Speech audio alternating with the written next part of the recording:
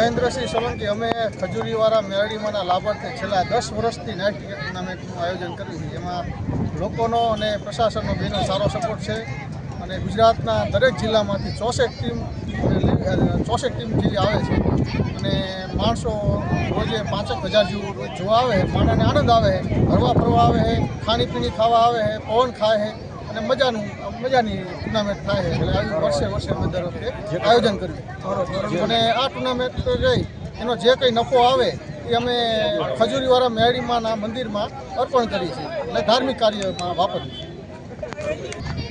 ખજૂરીવાળા મેરડીમાંના લાભાર્થે આ ટુર્નામેન્ટ રમાય છે।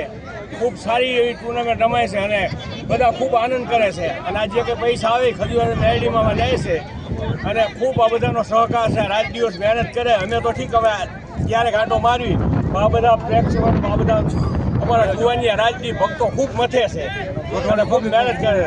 પબ્લિકનો ખૂબ સપોર્ટ છે।